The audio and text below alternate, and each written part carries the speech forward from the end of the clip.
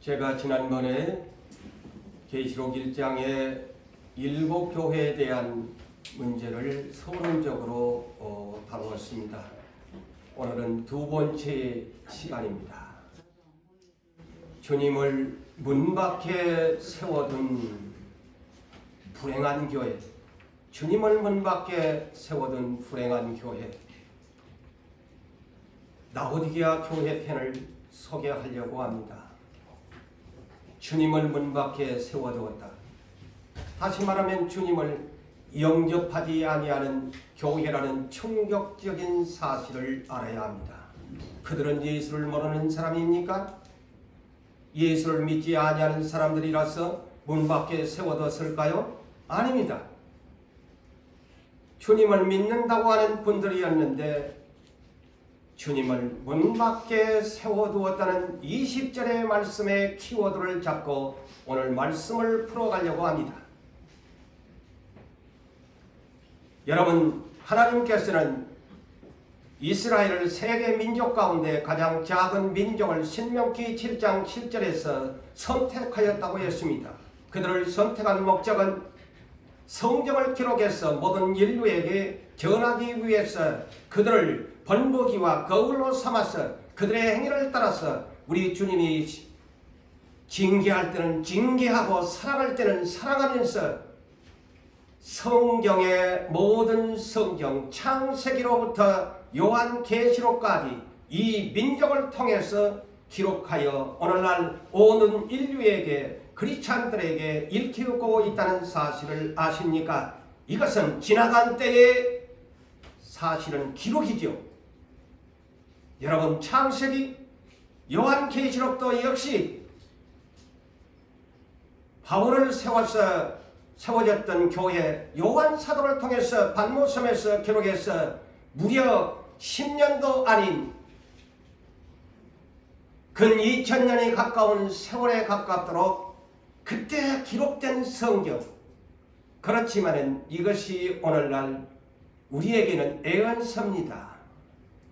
성경의 모든 66권은 다 지나간 때의 모든 사건을 하나님께서 기록해서 오늘날 크리스찬들에게 그것을 통해서 교훈하고 가르치면서 다시 오실 예수 그리스도를 믿고 기다리고 인내하면서 하나님의 나라를 소망하게 하는 지나간 때의 성경을 통해서, 그래서 예수님은 히브리서 13장 8절에 예수 그리스도는 어제나 오늘이나 영원히 동일하시다. 할렐루야.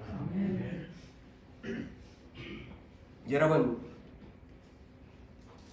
부자 되고 싶으세요? 그래서 그런 유행도 한참 있어. 부자 되세요. 축복을 빌어주는 인사가 모두 다 좋았어.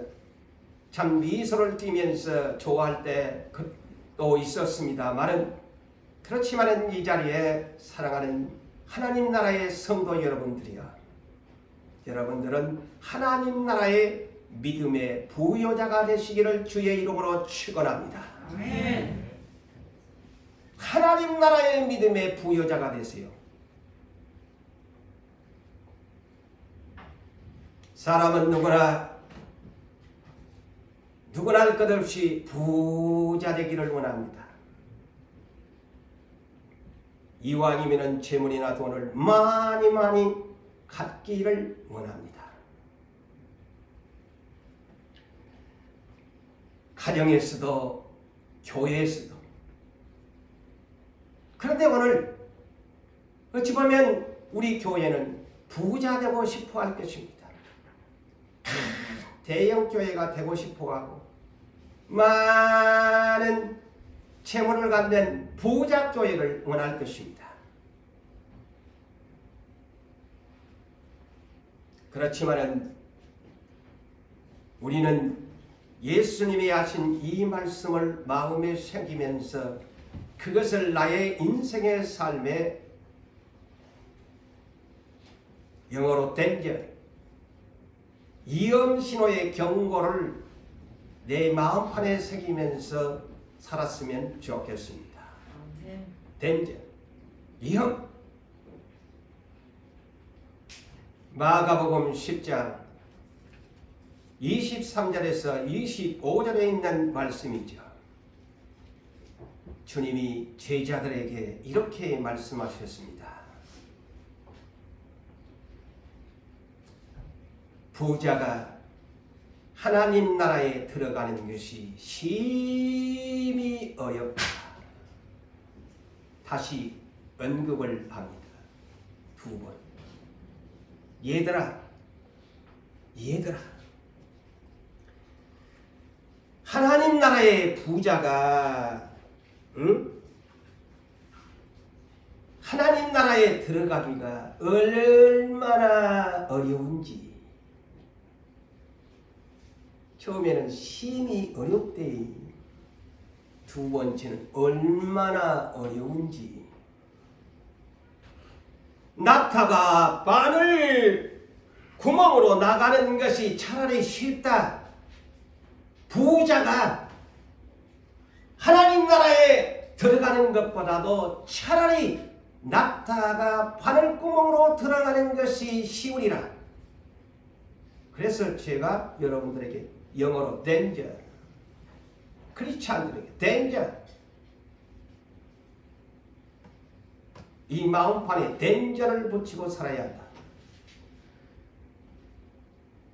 그렇지만은 저나 여러분 부자 원합니다. 특별히 여러분들은 더욱 그러할 것입니다. 가난이 몸서리가 나서 부자 되고 싶어요. 하나님, 부자 되고 싶어요.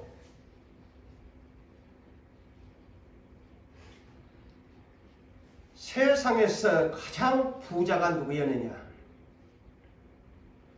다윗의 아들 전도서 1장 1절 이하에 다윗 왕의 아들 솔로몬의 전도서라. 부귀영화의 1호입니다. 이렇게 은을 돌같이 여기면서 살았던 그 시대의 사람이죠. 은을 돌같이 여겼다. 금은 부하가 넘쳐난 사람입니다. 그래서 그 금은 보화 때문에 그 인생의 말년은 하나님 보기에, 그래서 솔로몬 때문에 이스라엘을 남북으로 하나님이 갈라버립니다. 이 사실을 아셔야 합니다. 아버지 다윗이 닦아놓은 그 통일왕국의 이스라엘을 아들이 돈 때문에 그 나라를 하나님 앞에 밑비어가지고 남북으로 갈라버리게 만들었다는 사실이에요. 그런데 하나님은 네 아버지 다윗을 생각해서 네 때는 나라를 분단시키지 않겠지만 네 아들 르호보암 시대부터 남북으로 갈라버리겠다.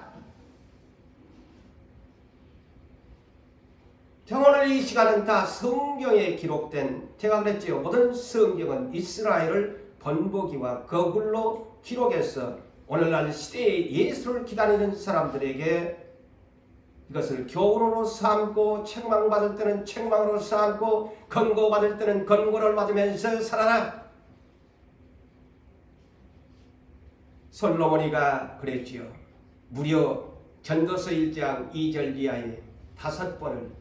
그래서 그가 죽기 전에 깨달아서 헛되고 헛되니, 헛되고 헛되니 모든 것이 헛되도다.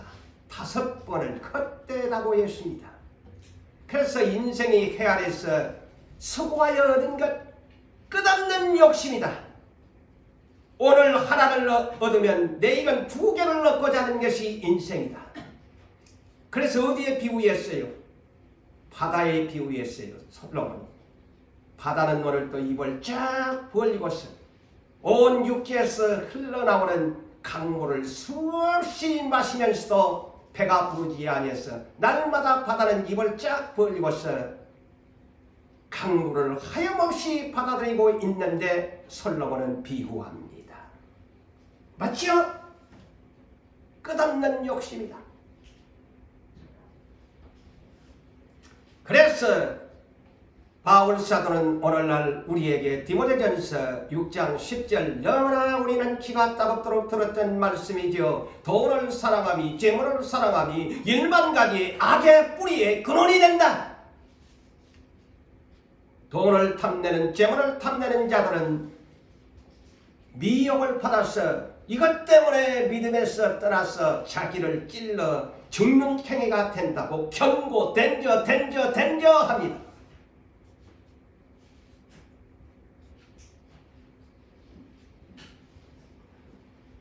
자, 그래서 오늘 이 라오디게아 교회는 부자 교회입니다.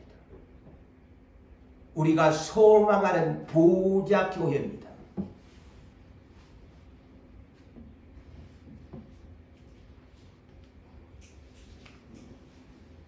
계시록 19장 10절에 성령은 어떤 분이냐? 예수를 증언하는 애언하는 영이다 그랬습니다. 성령이 어떤 분이냐? 예수를 증언하는 대언하는 영. 지난날에는 대언의 영이라고 했는데 개역개정은 애언하는 영이다 그랬습니다. 애언하는 영이다. 그래서 오늘 라오디게아 교회에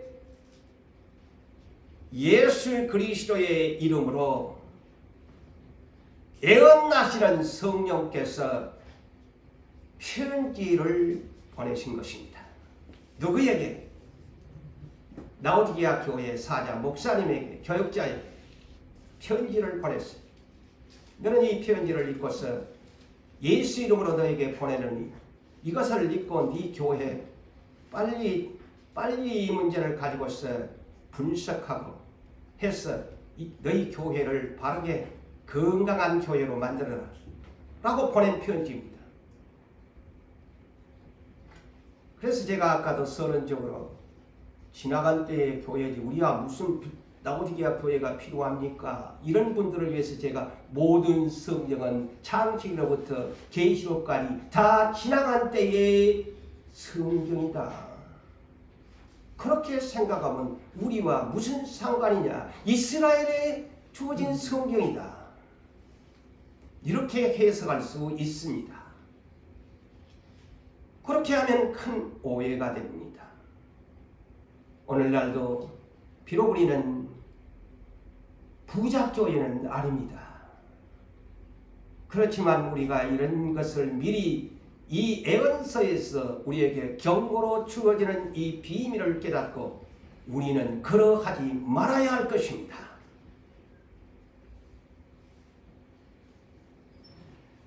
이 교회는 겉모양에는 풍족한 교회입니다. 부족한 것이 없는 교회입니다. 그렇지만은 예수의 이름으로 성령께서 보내신 편지는 전혀 다른 평가의 기준이 되고 있습니다. 교회 중에 가장 불행한 교회다. 가장 비참하고 비극적인 불행한 교회다. 한마디로 부자면 뭐하겠니? 회개라. 경고한다. 경고장을 보내는 교회가 됐습니다.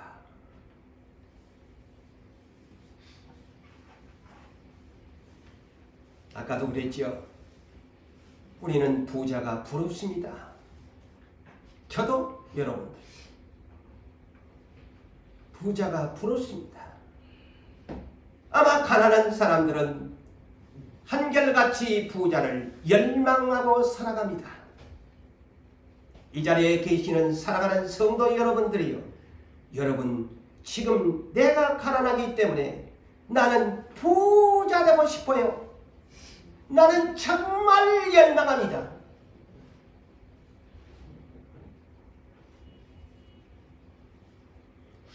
그런데 잠언서 23장 4절에서 5절에서 이렇게 우리에게 또다시 언급하고 계십니다. 잠언서는 지혜서지요. 이렇게 지혜를 가르쳐 줍니다. 뭐라고 하느냐? 부자 되기 위해서 애쓰지 말라. 부자 되기에 애쓰지 말라. 부자 되기에 애쓰지 말라. 하나님이 지혜를 가르칩니다. 부자 되기에 애쓰지 말고 너희 사사로운 지혜를 버릴지니라. 이 말이 뭘까요? 사사로운 잔머리 굴려가면서 부자 되려고 애쓰지 말라는 말입니다. 응? 수단과 방법을 안 가리고 사람 생각을 가지고서 나는 부자 되기 위해서 힘써서 노력하는 사람들을 향해서 지금 경고합니다. 부자 되기 이 사사로운 잔머리 굴려가면 그 사사로운 지혜 버려라.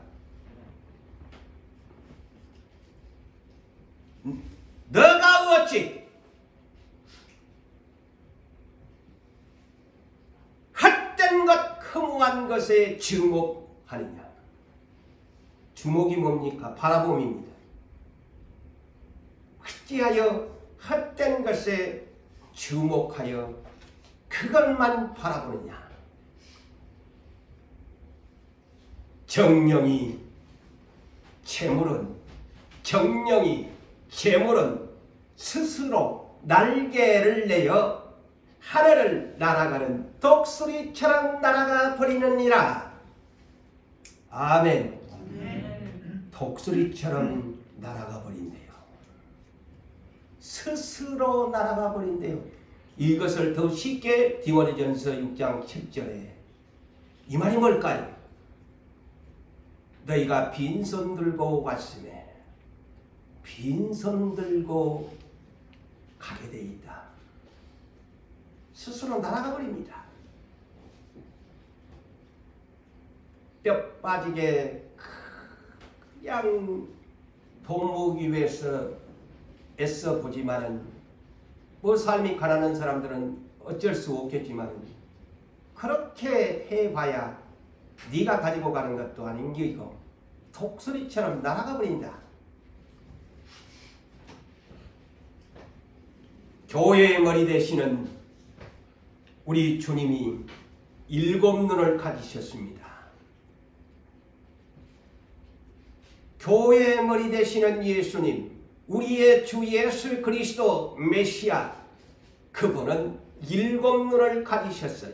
그래서 우리의 모든 것을 보고 계십니다. 그래서 이 라오디게아 교회를 7 눈을 가진 교회 머리 되시는 주인 되시는 만왕의 왕께서 라오디게아 교회의 모든 행위를 7 눈으로 보시고 오늘 성령을 통해서 대피를 시켜서 편지를 보내신 것입니다. 그래서 발신이가 누구냐? 예수 그리스도의 이름, 애언하는 영 성령이 발신자가 되어가지고 수신자가 누구냐? 라오디게아 교회 목사에게 편지를 보낸 것입니다. 모든 성도들에게 편지를 보낸 거예요. 오늘날 우리 유부산교회 예수 이름으로 성령께서 발신자가 돼가지고 수신자 우리 교회의 목사와 여러분들에게 편지를 보내신 것입니다. 믿습니까? 네. 믿습니까? 네.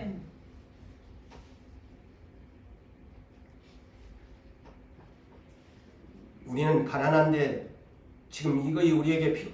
앞으로를 생각하십시오. 왜 우리를 이렇게 가난하게 만든가? 왜 이렇게 연단을 시키는가? 이런 것을 통해서 우리는 밀접한 교훈을 얻어야 됩니다. 다윗은 그 부자였으면, 그러면 여러분들이 그럴 거예요. 다윗은 부자로 살았잖아요. 다윗은 죽기 전에 역대상 29장을 보십시오.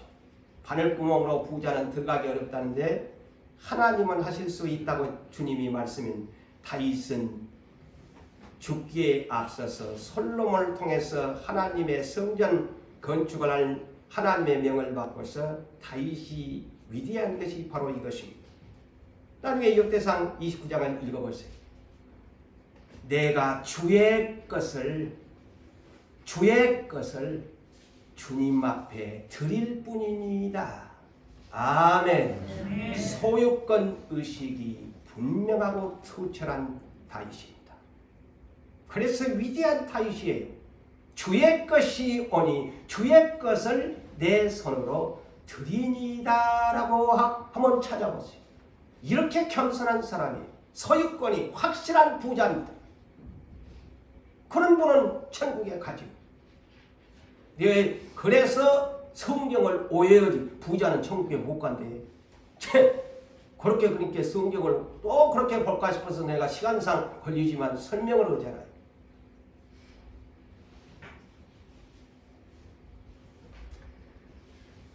그러므로 저도 이 편지를 읽었습니다. 그래서 여러분들에게 이 편지를 지금 쉽게 편지를 읽고서 우리 교회에 지금 같이 함께 편지를 읽는 시간이 이 예배의 시간입니다. 저는 주의 종이에요. 지상에 있는 모든 교회가 7교회에 이 보낸 편지를 주의 사자들은 읽어봐야 합니다. 그래서 우리 교회가 영적인 건강 상태가 어떠한가 성령님이 보내는 이 건강진단서를 읽어보고 하나님이 성령님이 처방전을 보내준 것이 오늘 본문입니다. 너희 이렇게 치료해라. 영원히 병들었다 라고 말씀하는 내용입니다. 성령님은 어떤 분이십니까? 다 우리가 보혜사라고 합니다. 우리를 도와주시는 분, 때로는 변호사, 우리의 상담자, 우리의 유로자, 성령님을 그렇게 우리가 말을 합니다.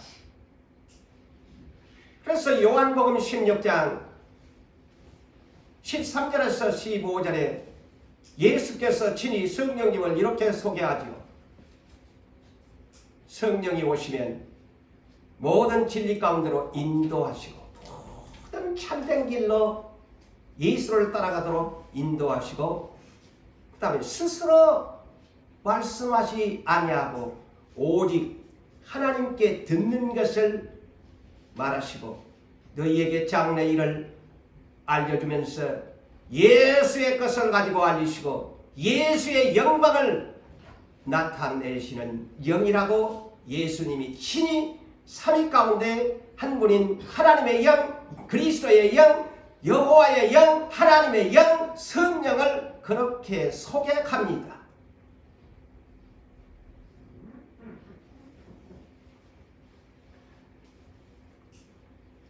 자, 오늘 본문 14절을 이렇게 성령님은 소개하고 있습니다. 그래서 대언의 영, 애언의 영이라고 하지요. 자, 여러분 유부산교회도 예언을 다 들으셨지만 언제나 성령님은 하나님의 영광을 가장 서론적으로 먼저 항상 언급을 합니다. 그러지요? 이 뭐 천지를 창조했다든가 항상 예수 그리스도의 십자가에 대한 얘기를 빼놓지 않습니다. 그 예언의 특징입니다. 자, 오늘 본문에도 성령님은 분명하게 예수님을 소개합니다. 가장 먼저 아멘이신 분이시다. 아멘이시오 라고 합니다. 지금 제가 계시록을 풀어갑니다. 아멘이시오. 이 아멘이신 분이라는 거예요. 이 말이 뭘까요?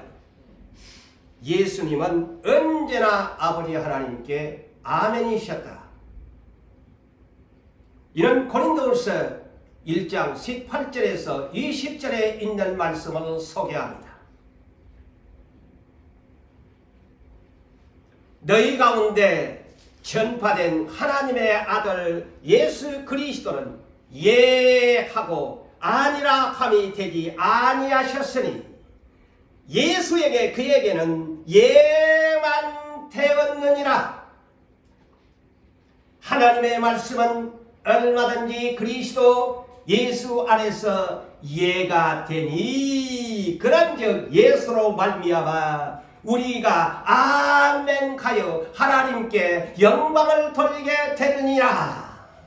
예수 그리스도는 언제나 하나님께 예스만 했지 no 하지 아니했다. 그래서 예수는 아멘이신 분이시다. 할렐루야. 아멘. 이것을 그렇게 알고 성경을 읽어야 은혜가 되죠. 아멘하신 분이셨다. 두 번째는 충성되신 분이셨다. 그래서 두 번째는 충성되고 그분의 충성은 지금까지 내어준 충성이셨습니다. 이는 빌립보서 2장 5절로 8절에 하나님과 동등됨을 취할 것으로 여기지 아니하고 자기를 비워서 종의 형체까지 자기를 낮추사 죽기까지 십자가에 복종하셨다고 기록하고 있습니다. 충성! 죽기까지 나는 충성! 그래서 이분을 히브리서 3장 1절로부터 6절에 주요한 말씀을만 소개합니다. 우리가 믿는 도리의 사도이시며 대제사장이시.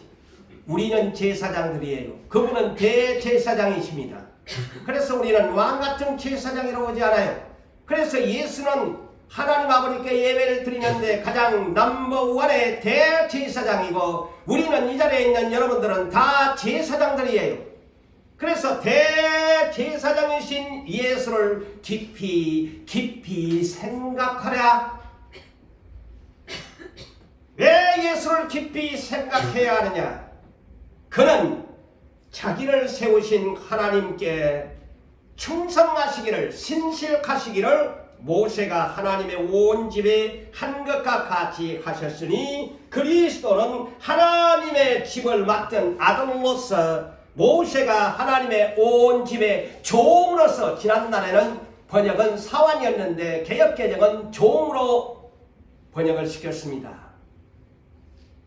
그래서 종으로서 예수님은 죽기까지 충성, 십자가에 죽기까지 충성하셨다. 그래서 예수는 충성된 분이시다. 할렐루야. 셋째, 성령님은 예수를 이렇게 소개합니다. 참된 증인이신 분이시다. 참된 증인이시다. 거짓이 없는, 참되고 거짓이 없는 진실한 증인이셨다. 누가 보내셨어요? 아버지가 성부가 성자를 이 땅에 하나님 나라를 증언하도록 그래서 천국이 가까웠느니라 하셨잖아요. 참된 증인으로 오셨어요. 그래서 예수는 길이요 진리요 생명이십니다.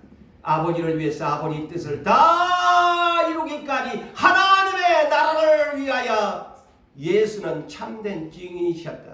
그래서 이제 승천하시면서 하나님의 나라를 만들어 놓고서 이제 나는 하늘로 올라가니까 사도행전 1장 8절에 너희는 예루살렘으로부터 세상 땅끝까지 이르러 성령의 권능을 입어서 내 증인들의, 그 말이 하나님 나라의 증인들의 그 말입니다.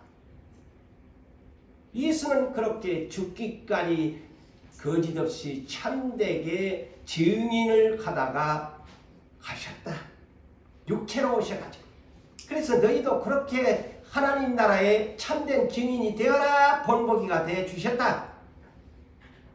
그러면서 네 번째 성령님은 예수님을 뭐라고 소개합니까? 창조의 근본이신 하나님, 창조의 근본이신 예수는 창조의 근본이시죠. 삼위 하나님이십니다. 동등된 권한을 가지고 있는 성부, 성자, 성령, 창조의 근본. 그래서 예수님이 아무것도 아니고 같은 하나님이시다. 창조할 때도 함께 계신 분이시다. 그런 예수다라고 성령님이 예수를 네 가지로 소개하면서 오프닝을 하면서 이 예수가 나 성령을 보내서 너에게 지금 편지를 한다라는 내용으로 오프닝을 시킵니다. 그래서 언제나 성령님은 예수를 증언합니다. 그것이 오늘날 언제나 그래서 모든 은사도 예수가 빠진 모든 성령의 은사는 같지 않다. 예수 없는 은사, 예수 없는 예언, 예수 없는 능력 다 거짓된 것입니다. 내가 영광받아 되면 날이 되는 것입니다. 예수가 영광받도록 하는 것이 진정한 성령의 은사인 것입니다.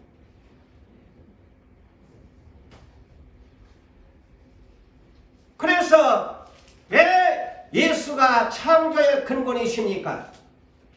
창세기 1장 26절에 의하여 하나님이 삼위 하나님이 논의를 하신 우리가 성부와 성자와 성령 삼위일체 하나님 우리가 사람의 모양과 모양을 만들 우리의 형상과 모양대로 사람을 만들자 삼위 하나님. 그래서 여기에 그래서 창세기 1장 1절은 복수로 우리가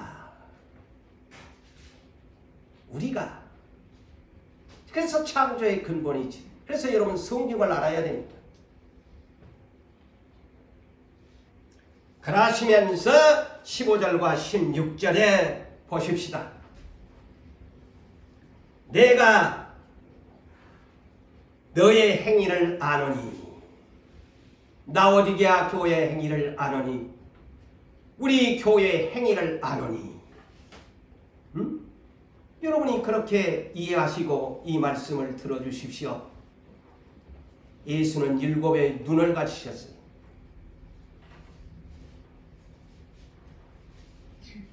그래서 시편 139편 1절에서 4절에 말씀을 소개합니다. 이 시편 기자가 이렇게 언급합니다.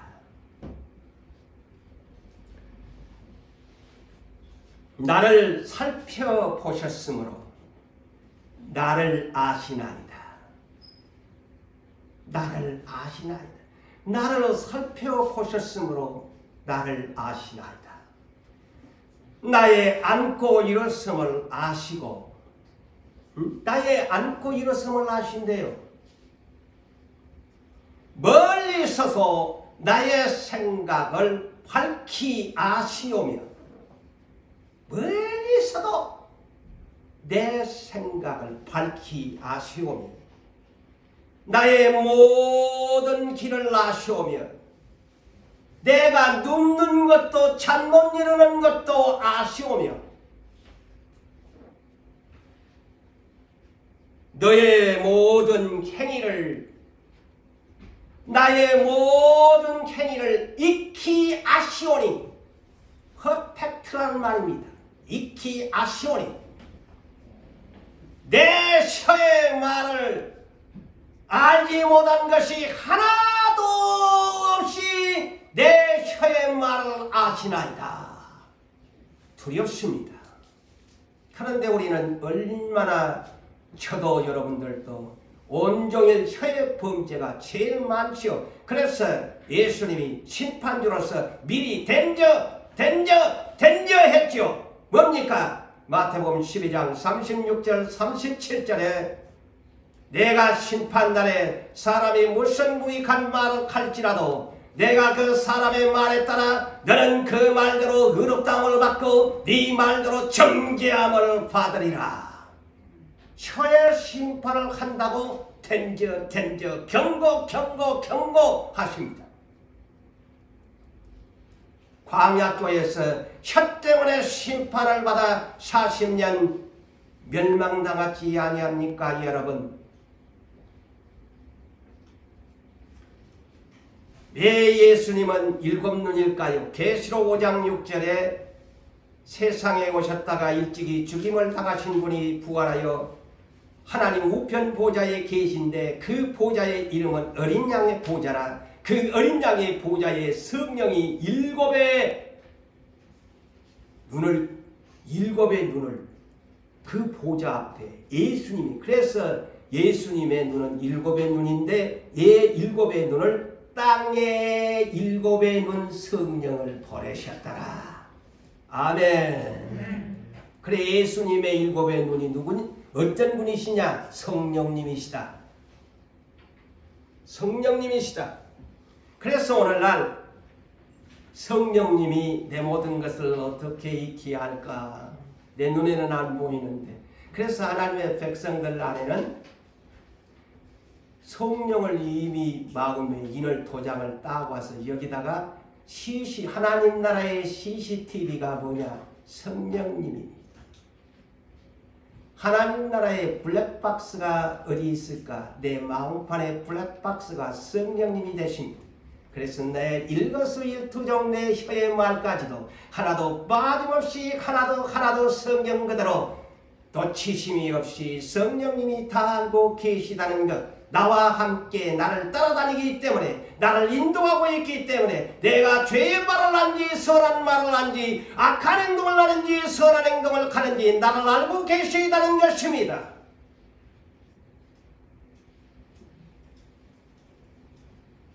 오늘날 하나님 나라의 구원의 백성, 우리 믿는다면 행위를 부정해서는 아니 됩니다.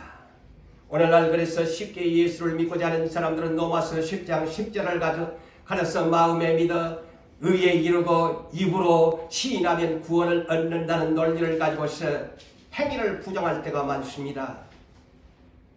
그거는 하나님 앞에 립서비스 예배에 불과합니다. 립서비스 예배다. 립서비스 워십. 립서비스 워십. 립서비스 예배에 불과합니다.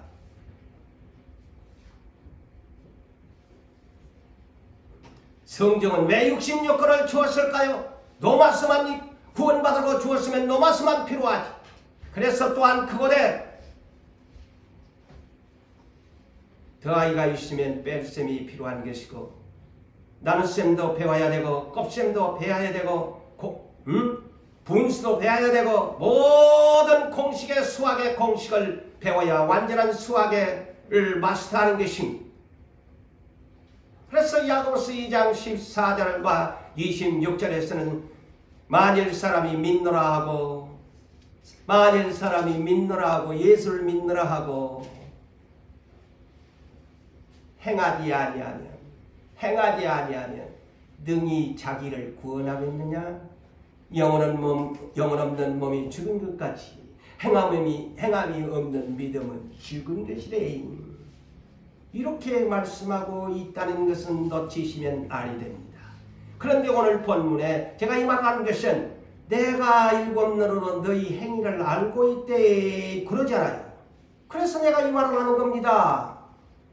에? 구원은 행위하고 관계가 없다는 거예요.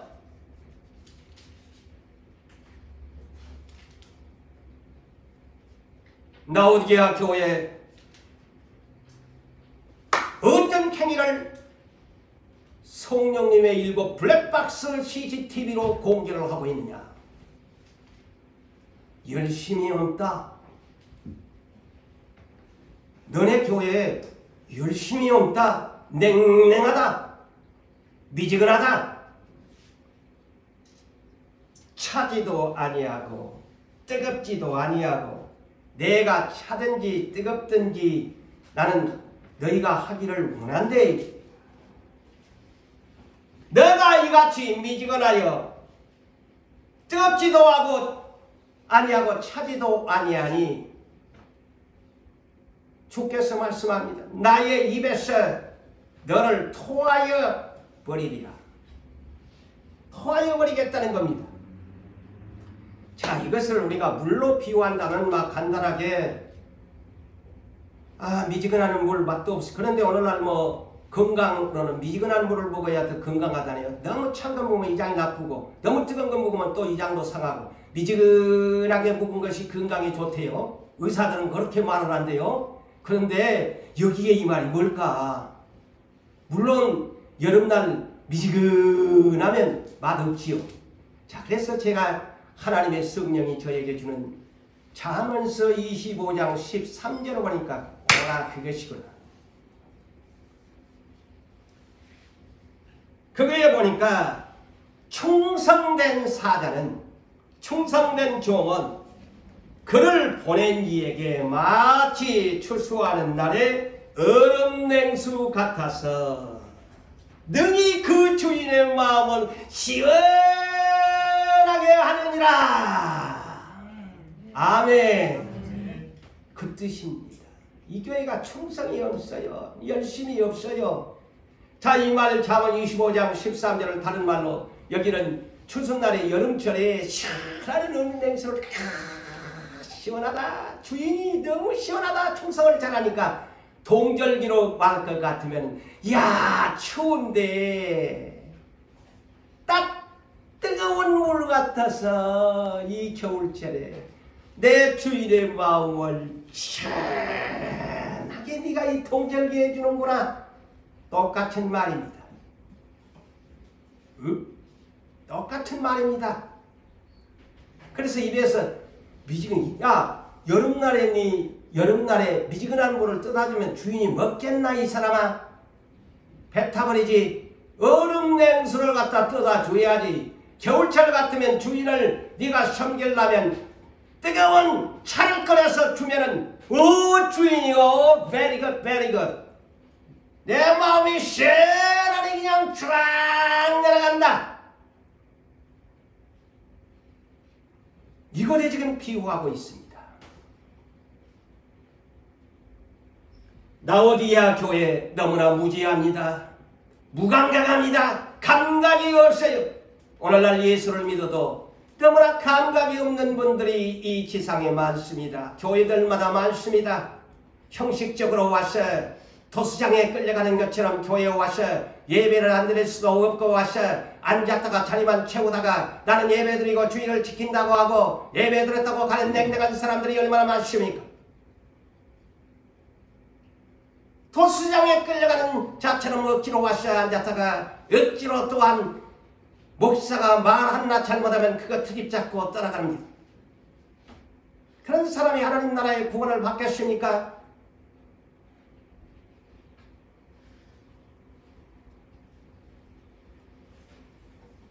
라오디게아 교회는 육체는 멀쩡한데 부자라서 그 속사람 영혼은 영적 질병을 앓고 있다는 사실을 모르고 산다는 것입니다. 우리의 육체의 질병은 있으면 금방 우리는 의사를 찾고 병원으로 달려가고 약국으로 달려가서 내 육체의 질병은 고치려고 잘 아는데 아프니까 내 속사람 영혼은 아픈지 뭐든지 모르고 산다는 거예요. 그런데 이 부작교회가 그랬어요. 그래서 마태복음 13장 13절 이하에서 예수님이 씨 뿌리는 비유를 통해서 자기가 선택한 이스라엘 백성 유대인들을 왔더니만은 아니 정작 그들이 메시아를 기다린다고 했는데 정작 메시아가 왔는데도 메시아인 줄을 알아보지 못해. 다 맹인들이야. 주님이 그 추억 같은 말씀을 전해주어도 귓구멍이 막혀서 들리지를 않습니다. 마음의 문을 열지 않으니까 문 밖에 예수님을 세워놓고 깨닫지를 못하는 것입니다.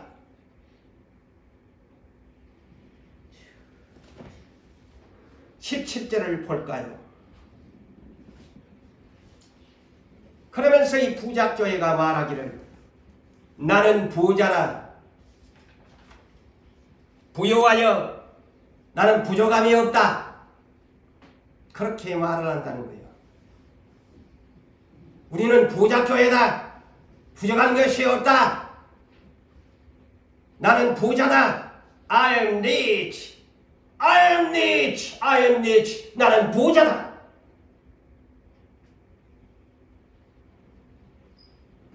그렇지만 너희들은 그렇게 말을 하고 있지만 주님의 이름으로 성령의 편지의 이 처방전은 그렇지 않습니다. 5가지가 무지하고 무감각하다는 것을 가르쳐줍니다. 네 첫째 너는 너희들은 입으로 큰 소리를 치고 부작교회라고 떠들어대는데 하나님 나라 우리 주 예수 그리스도 머리 대신 주께서 너희를 평가할 때 나 성령은 이렇게 말하고 싶다. 5가지가 무감각하다. 무지하다. 뭐냐? 첫째는 내 공고, 네가 공고하다. 비참하다 이 말. 공고하다는 비참하다. 그 다음에 2번째 너 보니까 가련하다. 다른 말로 불쌍하다. 부자인데 불쌍한데.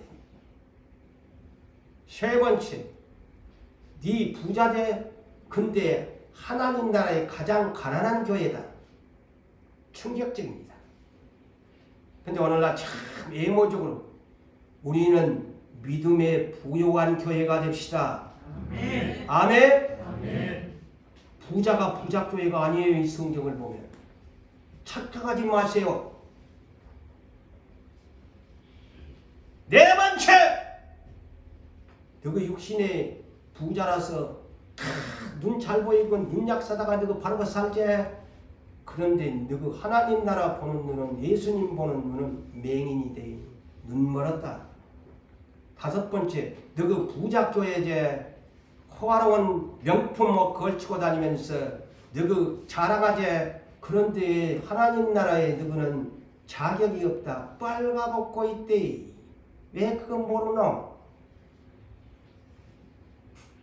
자, 이 5가지를 보면 정말 충격적인 성령의 진단 처방전입니다.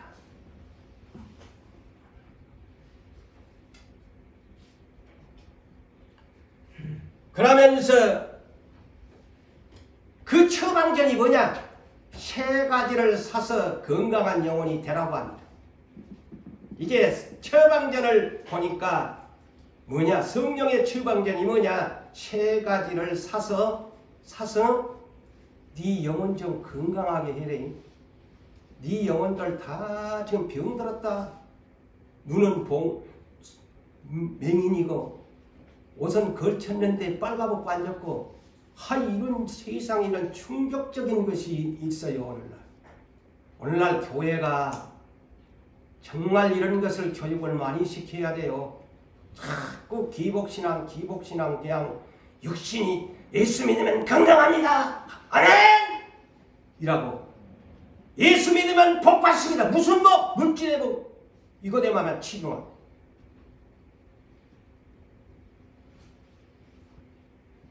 그래서 먼저 네가 사야 할 것이 네 영혼을 건강하게 치료하려면 처방전에 가장 먼저는 나에게서 불로 연단한 금을 사서 부요하게 하라. 하나님 나라의 금을 사서 부자 되라는 겁니다. 너는 세상에 골드가 많아서 부자인데 하나님 나라에는 네 골드가 없다. 충격적인 사실이에요. 하나님 나라에 골드가 없다. 그것이 뭐냐? 믿음의 부요가 믿음의 부요입니다. 믿음의 부요예요. 그래서 야고보서 2장 5절에 하나님께서 가난한 자를 선택하신 것은 믿음에 부요케 가려고 선택하셨대요. 하나님 나라의 하나님 나라의 골드를 사라. 이 얘기입니다. 이 성경의 비밀이 다 연결됩니다. 하나님 나라의 믿음의 페이스 골드, 믿음의 금을 사라. 페이스 골드. 그런데 누구는 물질적으로 부자인데 하나님 나라에 페이스 골드가 없다. 그런데 이 페이스 골드는 어떻게 사는 것이냐? 불로 연단한. 너희는 부자가 돼서 가난 안 해봤지? 고통 안 당해봤지? 너희도 한번 가난해봐라. 그래서 예수님이 마태복음 5장의 3절에 하나님 나라의 팔복 중에 가장 넘버원의 순서가 심령이 가난한 자는 복이 있나니. 가난해봐라. 하나님 나라에 가난한 사람이 돼봐라. 가난한 사람은 얼마나 비참하게 살아가고 불쌍하게 살아가고 가난하게 살고 헐벗고 사니. 네 그런 고통 당해봤나? 누구도 안 본 영적으로 그런 비참하고 불쌍하고 가난하고 헐벗고 사는 삶을 경험해봐라. 연단을 받아봐라. 그런 내용입니다. 그래서 성경의 위대한 인물들은 하나같이 비참하게 하나님이 만들어버립니다. 가난하게 만들었습니다. 온갖 불로 연단한 삶을 살게 만들었어. 비참한 것이 무엇인지, 가난한 것이 무엇인지, 헐벗은 것이 무엇인지 현장에서 네가 경험하고 깨달아. 너희들은 부자라고 가난한 자의 심정을 아니? 그래, 고난을 겪어보지 않으니까 모르는 겁니다.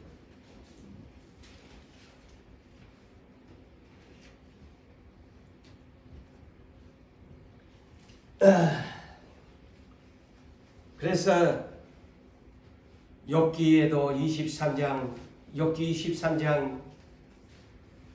23장에도 그렇지 않습니까? 10절에 욥이 그 고난 가운데 그 부자가 고백이 욥이 동방의 부자라고 했잖아요. 그 부자가 고난 속에서 깨달은 것이 바로 그겁니다. 나를 단련하신 후에 성공같이 99.9%의 성공과 같이 나를 단련시켜서 나오게 할 것이다. 아멘. 하나님은 그 부자를 그렇게 욥을 단련시켰습니다. 하나님 나라의 골드를. 그런 후에 다시 갑절로 채워줍니다. 경험해봐라. 그래서 이 답은 베드로전서 1장 7절에 자세히 나와 있습니다. 너희 믿음의 확실함. 너희 믿음의 확실함은 불로 연단할 근보다 더 기하여 예수 그리스도가 영광 중에 다시 나타날 때에 칭찬을 받고 영광을 받고 존귀를 얻게 하여 하심이라. 불로 연단된 하나님 나의 믿음의 골드. 우리가 이렇게 고난을 받는 것은 믿음의 골드를 많이 믿음의 부요를 가지도록 만드는 작업입니다. 할렐루야. 그런 후에 현실의 골드를 주려고 하는 것입니다. 할렐루야. 솔로몬이 그 고난 없이 처음부터 골드를 받으니까 그 골드가 납작콩이 되어버리잖아요. 응? 그래서 고린도후서 13장 5절에도 너희 안에 믿음이 있는가? 사랑하는 성도 여러분들이 하나님이 이렇게 말씀하시네요. 너희 안에 믿음이 있는가? 너희 자신을 시험해보고 너희 자신을 확증해라. 너희 안에 그리스도가 계신 줄을 너희가 스스로 알지 못함. 그렇지 않으면 너는 버림받은 자니라. 믿음이 없다면 버림받은 자니라. 두 번째 살아본 것이 하나님 나라의 흰옷을 사서 입으라고 합니다. 뻘거벗었으니까. 부자인데 명품 옷 걸치고 앉았는데 하나님은 뻘거벗었대. 이 자리에도 저도 모르겠어. 하나님이 네 양복 넥타이 메고 오늘 막 설교 온다고 욕보는데 하나님 볼 때 고종 목사가 뻘거벗어가지고 뻘거벗고 서서 지금 설교를 하고 있는지도 모르겠어. 예, 한번 생각해 보자고요. 지금 여러분들 막 장로님들, 권사님들 다 이게 다 그래도 오래 믿는 사람들인데 하나님이 볼 때 다 이거는 막 다 그래도 양복 걸치고 와가지고 여기에 막 이렇게 앉았는데 하나님 볼 때 에이구 저기 뻘거벗고 앉아있네. 응? 생각해 보신 적이 있어요? 그렇게 감각이 있습니까?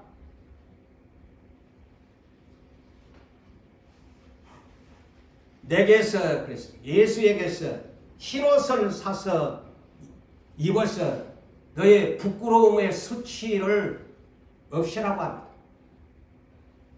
응? 네 언제까지 그렇게 빨가벗고 예배 참석할래? 참 이게 웃을 일이지만 내가 헛웃음을 하는 거예요. 참, 네 언제까지 그렇게 교회 내 앞에 올 때 뻘거벗고 와서 니는 막 아름답게 화장하고 막 넥타이 메고 막 젠틀맨 레디 막 숙녀같이 아름답게 오고 가는데 니는 내 앞에 오면 맨날 빨가벗고 앉아있더라. 참 이 생각하면 그래서 아무도 모르는 거예요. 천국에 이제 가봐야 하는 거예요. 니 맨날 빨가벗고 앉아서 예배 안 들었나? 내가 언제요? 니 그랬다. 이번에도 했지만은 양과 염소에서도 내가 언제 그랬어요? 니 그랬다. 할 말이 없어. 니 빨가벗고 예배 드려. 피노 사이바 거룩한 옷 입고 나와서 예배 드려. 인류조상 아담 부부가 최초에 뻘거벗고 살았어요. 왜? 죄가 없는 세상이라서. 그런데 그들이 범죄함으로 죄가 세상에 들어옴으로 말미암아 이때부터 인간은 옷을 입어야 했어요. 왜? 부끄러운 인생이라서 내 몸을 가리워야 했어요. 범죄한 아담 부부 최초의 옷이 무엇이었나요? 무화과나무 이파리를 떼어서 남편 아담도 그 앞부분 성기를 가리고 하와도 그 앞 성기를 가렸잖아요. 그러면서 하나님이 그들을 에덴 동산 아름다운 동산에서 쫓아냈습니다. 나가라. 이번에 회개도 안 했기 때문에 나가라. 추방을 시켰습니다. 그런데 또 불쌍히 여겨서 미래의 예수 그리스도를 예표하는 어린 양에 대한 메시지가 있죠. 창세기 3장 21절 가죽옷을 지어서 입혀서 내보내셨더라. 가죽옷이 뭘까?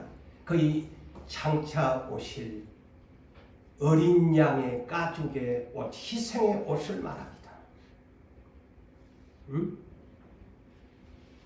그래서 신약시대에 그 옷이 뭐냐? 갈라디아서 3장 27절에 말씀합니다. 누구든지 그리스도와 예수 그리스도와 합하기 위하여 세례를 받는 자는 그리스도의 옷을 입었느니라. 그렇다면 이 예수 그리스도와 함께 합하기 위해서 세례를 받는 자는 그리스도의 옷을 입었다고 하는데 이 세례는 세 가지가 있습니다. 여러분, 가장 기본적인 물세례의 옷을 입어야 되고, 두 번째 성령 세례의 옷을 입어야 되고, 셋째 고난의 세례의 옷을 입어야 합니다. 목사님, 고난은 나가 안 들어봤나? 마가복음의 9장에 10장인가에 자세히 나와 있습니다. 너희가 나의 받는 세례를 받을 수 있겠나? 고난의 세례입니다. 예! 받을 수 있습니다. 고난의 세례를 받아야 합니다. 그래서 이 고난의 세례 대표적인 신옷입니다. 고난의 세례가 대표적인 신옷입니다. 계시록 7장 14절에 자, 사도 요한이 환상을 보는데 그 천국의 보좌에 일찍 가서 장로들이 있는데 장로가 요한에게 질문합니다. 저 흰옷 입은 자가 누구냐? 물어보니까 아이고 장로님이 아시지 않아요. 장로님이 아시지 않아요. 천상에 있는 장로님이 아시잖아요. 그러니까 장로님이 가르쳐줍니다. 그 장로님이 누군지는 이제 나중에 천상에 가면 알겠지요. 그분이 이렇게 설명합니다. 환난 가운데서 나온 큰 무리들이 흰옷을 입었는데 어린 양의 보혈의 피에 씻혀서 하얀 옷을 입었더라. 할렐루야. 한날에서 나온 자들이라고 말씀을 합니다. 고난의 세례입니다. 우리는 이 성경을 그렇게 풀어가야 합니다. 한날에서 나온 자들이 어린 양의 예수의 보혈의 피에 씻혀서 희게 되었느니라. 자, 그렇다면 저 천상은, 우리가 생각하는 천상은 무슨 옷을 입고 있을까? 계시록 19장을 보니까 답이 나옵니다. 예수님도 흰옷을 입으셨습니다. 우리 이번에 계시록 1장에서 예수님의 승천하신 예수님의 모습도 발에 끌리는 흰옷을 입으셨어요. 예수님이 흰옷, 천사들도 무슨 옷을 입었나? 자, 계시록 19장에 볼게요. 말도 백마를 타고 전부 흰옷을 입었다. 이 흰옷은 그러면 무슨 뜻일까? 하나님의 나라는 정결하다. 정결하는 것을 상징하는 것이 이 흰옷입니다. 하나님의 나라는 정결한 나라다. 더럽고 추한 것이 아니다. 정결하다. 그래서 예수님도 하나님도 천사들도 그 오래 있는 달리는 그 백마도 보니까 심판하러 오는 백마도 흰 백마예요. 정결하다. 깨끗하다. 점과 흠이 없는 나라다. 죄가 없는 것이다.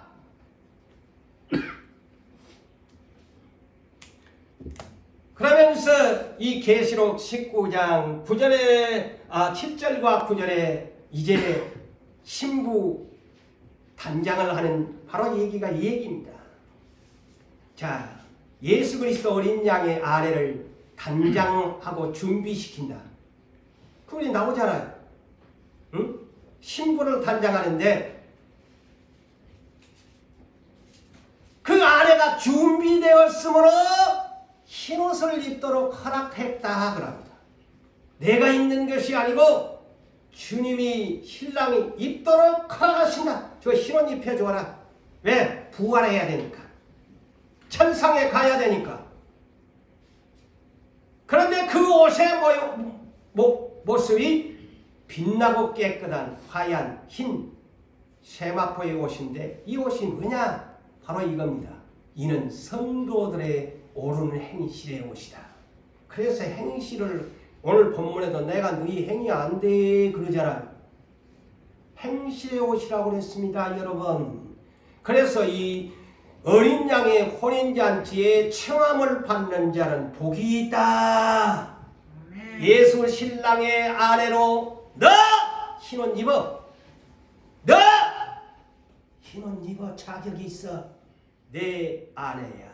내 신부야.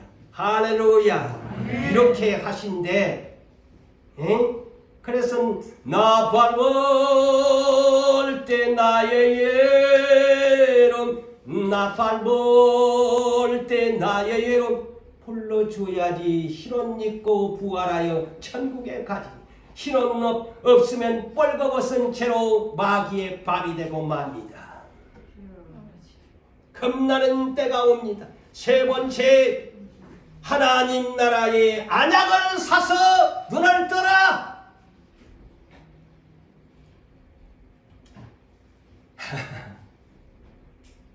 안약을 사서 눈에 발라서 눈을 떠라는 겁니다. 부작교의 충격적인 것이 뭐냐? 영적 맹인교회입니다. 세상에 이 교회가 부작교회인데요. 하나님 나라에 속하기는 속았는데 맹인교회야. 응? 눈먼 것을 몰라. 다 맹인들만 앉아서 와서 예배를 드려. 다 소경들이 와서 예배를 드려. 자, 예수님이 오셔가지고 마태복음 23장을 보면 잘 알죠. 어떤 사람들이 맹인들이었어요. 겉모양만 단장을 하고 속은 단장을 안 하죠. 그래서 이 신부 단장이라는 것이 이런 얘기입니다. 여러분 깨달으셔야 돼요. 겉모양만 아름답게 단장했잖아요. 근데 속에는 어디에 비유해? 해칠한 무덤 속에 썩어버린 뼈가 녹아가지고 사람이 썩고 오는 그런 무덤처럼 무덤 끝은 잔디가 있으니까 해칠한 무덤같이 속은 부패하고 더럽도다 그랬잖아요. 외식주의자. 겉모양만 사람에게 보이려고 이성과 거짓으로 살고. 응? 근데 그들은 다 무려 7번을 예수님이 화 있을진저 외식하는 바리새인들과 서기관들이여 화 있을진저 맹인들이여 7번을 언급했다는 것이 아닙니까? 마태복음 23장에 이것을 놓치셨습니까? 맹인들이래요. 그러면서 뭐라고 합니까? 판결이 뱀들아 독사의 새끼들아. 예수님이 욕을 하잖아요. 처음으로 욕합니다. 뱀들아 독사의 새끼들아.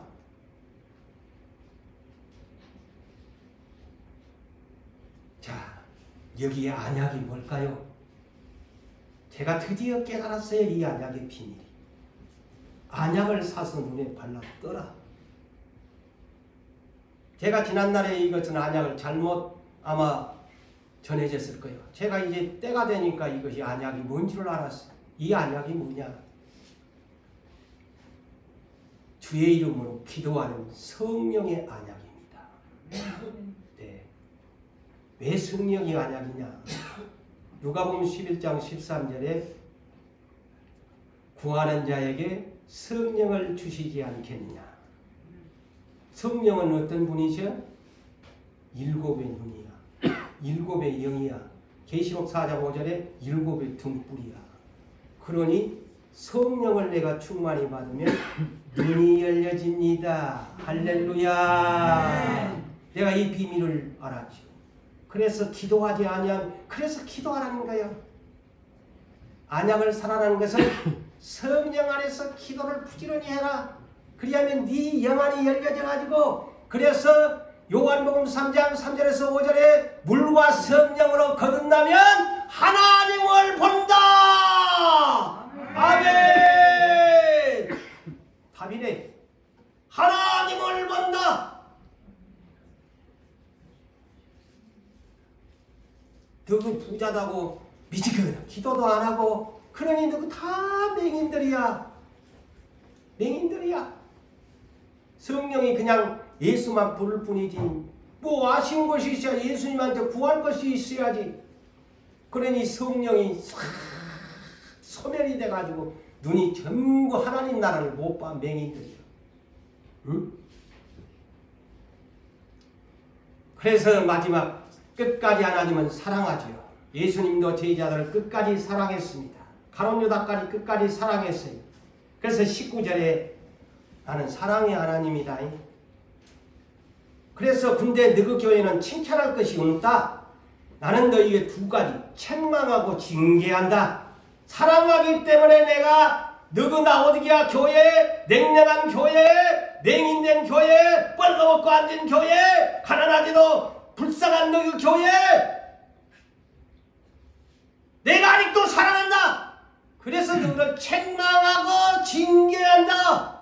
이 성령의 처방전을 바르게 받아들여라. 그러므로 열심 내래. 열심. 그래서 로마서 12장 11절에 뭐라고 합니까? 부지런하여 게으르지 말고 열심을 품어 주를 섬겨라. 성경이 그랬잖아. 열심히 예수 믿어야 돼. 아까도 보면 도수장에 끌려가는 것 같처럼 그냥 아직도 우리 노부산교회 내 눈에는 내 마음속에는 아직도 끌려와갖고 앉아있는 사람들이 이 오전에 보면 특별히 우리 젊은 이 다니엘이 좀 그런 면들이 없지 않아 있어. 도수장에 끌려오는 것 잘 안 할 수도 없고 전부 죽어가지고 신앙이. 예?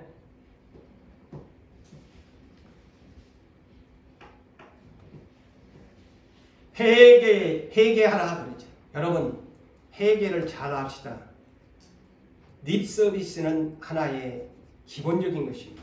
근데 보편적으로 우리는 회개한다 그러면 아까도 로마서 10장 10절처럼 마음에 믿어 의에 이르고 입으로 신하였어요. 하나님 죄송합니다. 잘못했습니다. 아이고 용서해 주세요. 그리고 또 돌아서면 가갖고 또 그 짓거리를 하거든요. 그건 회개가 아니에요. 자, 세례 요한이 맺히는 메시지가 회개에 합당한 열매를 맺으라고 합니다. 이는 누가복음 3장 7절 이하에 그러면 회개에 합당한 열매가 뭐냐? 행동에 실천하라. 그건 네 돈 가지고 있지? 그럼 가난한 사람들 나눠줘라. 네 남은 거 훔쳤지? 토색했지? 그러면 갚아주고 해라. 그리고 너 세금, 네 과잉 세금 받지? 다시는 과잉 세금 받지 마라. 그게 회개에 합당한 열매다. 응? 그게 진정한 회개에 합당한 열매다. 그러면서 예수님이 이 라오디게의 교회의 가장 충격적인 실상을 마지막으로 공개합니다. 그것이 뭘까요? 제가 오늘 붙인 제목입니다. 주님을 문 밖에 세워둔 교회라는 겁니다. 그게 가장 충격적이에요. 예수를 믿는 교회인데, 예수 이름 십자가를 붙이는 교회인데, 그래서 지난날에 성령께서 교회라고 다 십자가 붙인다고 교회냐? 보세요. 꽃이라고 다 꽃이냐? 물고기라고 다 물고기냐? 예? 그렇죠. 사람이라고 다 사람이 되냐? 하셨죠. 교회라고 십자가 붙인다고 교회, 이 교회가 보세요. 부자교회가 남들이 볼 때는 부러워하는 교회입니다. 부자교회니까. 얼마나 우리 같은 교회는 얼마나 부러운 교회인데 하나님이 볼 때는 예수님을 문 밖에 세워둔 교회입니다. 세상에나. 주님이 못 들어오게 문을 닫아놨어요. 세상에 이런 교회가 어디 있어요? 없지요. 이 세상에 누가 말해도 100사람 목사님 모시다가 우리 문 열어놔고 예수님 이름 부르면 찬송하고 예배 드리는데요. 우리도 그럴 거예요. 우리도 문 열어놓고 예수님이고 저서운데 아니야. 너희는 문을 닫아놓고 내를 못 들어오게 하고 있어. 그래 주님이 문 밖에서 라오디게야 교회야 무게 교회야 문 좀 열어다오. 내가 지금 앉아있지도 못하고 서서 스탠딩 나는 서서 이 교회로 들어가고 싶은데 문을 안 열어주니까 나는 날마다 스탠딩 있다. 문 좀 열어줘. 내가 들어가서 너와 함께 먹고 싶고 너도 나와 함께 먹으면 안 좋겠니? 이런 사실을 여러분 성경에 있는 이 비밀을 아십니까? 이거 이 마지막 계시록의 시대적인 상을 교회를 풀어가야 할 과제입니다. 문 열어다오. 모든 기독교인들이 부러워하는 부자교회인데 정령 예수님은 문 밖에 세워둔 교회라는 겁니다. 예수님을 날마다 스탠딩을 세워놓은 것, 벌을 씌워놓은 거예요. 서서 문을 두드린다. 열어둬. 오프닝 열어줘. 이 말이 뭘까요? 제가 양과 염소의 비유와도 같습니다. 제가 부자와 거지 이번 주일에 설교했잖아요. 대문 밖에 거지를 씌워놓고 이 부자는 날마다 집안 잘 먹고 잘 사는 똑같은 얘기의 내용입니다. 너 그 부자지. 그런데 나를 내 거지 나사로처럼 밖에다 문전박대하면서 너그만 잘 먹고 잘 살고 부자다고 너그만 잘 입고 잘 살고 그러면 되겠니? 너 그 염소같이 한 살았나? 너 그 언제 나를 도와줘 본 적이 있나? 나를 확대받을 때 나를 돌아봤나? 내 옥에 있을 때 와봤나? 부자 자랑 거들먹만 들었지? 이 얘기입니다.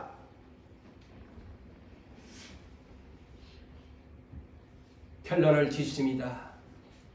21절 22절에 이기는 자는 이기는 자는 하나님의 나라는 믿으면 천국에 들어간다가 아닙니다. 계시록 하나같이 7교회에도 이기는 자에게 성경 마지막 계시록 21장 10절에도 새 하늘과 새 땅 천국으로 가는 길은 이기는 자에게 영어 번역은 overcomes 세상에서 말하는 빅토리라는 단어를 사용하지 않습니다. overcome 그것은 극복해낸다. 어떤 시련에도 이겨내고 극복해낸다는 뜻입니다. overcome 제가 계시록 온 전체를 영어 번역을 뒤적어봐도 계시록에는 overcomes라는 단어를 사용합니다. 극복한 자만이 이겨낸 자만이 천국에 들어간다.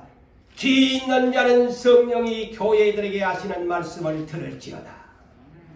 그게 결론입니다. 이기는 자가 보좌에 예수님이 이기고 올라갔잖아요. 그 십자가까지 이기고 올라갔어. 우편 보좌에 앉아. 그래서 나도 보좌에 앉은 것 같이 너도 그렇게 나처럼 이기고 올라오면 너도 보좌에 나 앉은 것 같이 해줄게. 할렐루야. 그래서 이 천국이 이런 데라는 거예요. 너도 이기고 올라오네. 야, A야 B야 C야, 나 예수가 그렇게 이기고 와서 하나님 우편 보좌에 어린 양의 보좌에 앉았대. 그래서 너 개똥아, 말씀아, 너 뭐야, 너도 나처럼 이기고 올라와. 그러면 내 앉은 자리에 아버지가 너도 앉게 해준대. 그래서 기가 없는 자가 누가 있나? 다 기는 날렸는데 성령의 기문을 열고 교회들에게 하시는 말씀을 들을지어다.